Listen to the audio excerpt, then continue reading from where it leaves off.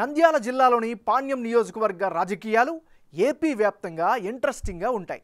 ఇక్కడ senior most political leader Katasani Rambhupal Reddy హవా ఇప్పటికీ కొనసాగుతోంది.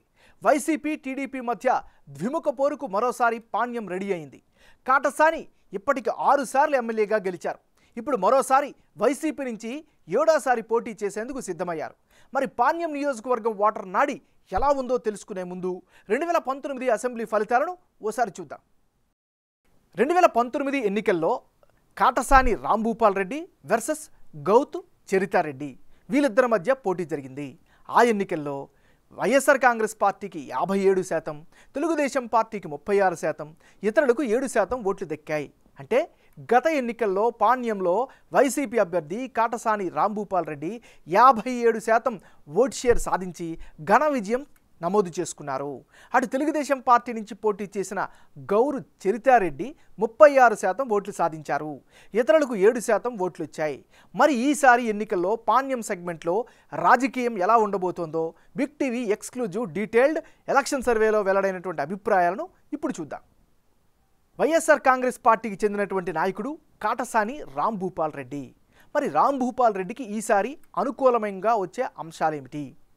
జనంలో అయితే ఇతని పట్ల పాజిటివ్ ఇమేజ్ కనిపిస్తోంది. ముఖ్యంగా కరోనా సమయంలో నిత్యావసరాల పంపిణీలో కీలక పాత్ర పోషించారు. అందరి పేద ఇంటికి కూడా నిత్యావసరాలను అందించారు. దీంతో మంచి పేరైతే సంపాదించుకున్నారు. మరోవైపు పార్టీ పరంగా స్ట్రాంగ్ క్యాడర్ సపోర్ట్ అయితే కనిపిస్తోంది. సామాజిక సాధికార యాత్రలో కూడా కీలక భూమిక పోషించారు. పార్టీ పరంగా మంచి మార్కులు సంపాదించారు. ప్రభుత్వ కార్యక్రమాల అమలులో చాలా యాక్టివ్గా ఉంటున్నారు. అర్హులందరికీ కూడా స్కీములు అందేలా చూస్తున్నారు. ఇవన్నీ కూడా రాంభూపాల్ రెడ్డికి సంబంధించినటువంటి అనుకూలమైనటువంటి అంశాలు. మరి ఈయనకి సంబంధించిన మైనస్ పాయింట్స్ ఏమిటి?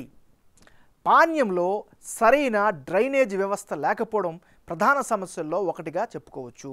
మరోవైపు గ్రామీణ ప్రాంతాలకు సరైనటువంటి రోడ్లు లేవు. ఉన్నటువంటి రోడ్లు అధ్వానంగా కనిపిస్తున్నాయి. మరోవైపు పాణ్యంలో నిరుద్యోగ సమస్య అయితే చాలా ఎక్కువగా కనిపిస్తుంది. ఇది యువత నుంచి ఈయన పట్ల వ్యతిరేక అభిప్రాయం అయితే వ్యక్తమవుతుంది. కొల్లూరు బ్రిడ్జి కట్టకపోవడం కూడా ప్రధానమైనటువంటి మరో సమస్యగా ఈయన పట్ల చెప్పుకోవచ్చు. నియోజకవర్గంలో తాగునీటి సమస్యలు కూడా కంటిన్యూ అవుతున్నాయి. ఇవి ఈయనకి సంబంధించినటువంటి ప్లస్లు మైనస్లు. తెలుగుదేశం పార్టీకి చెందినటువంటి నాయకురాలు గౌరు చరితారెడ్డి.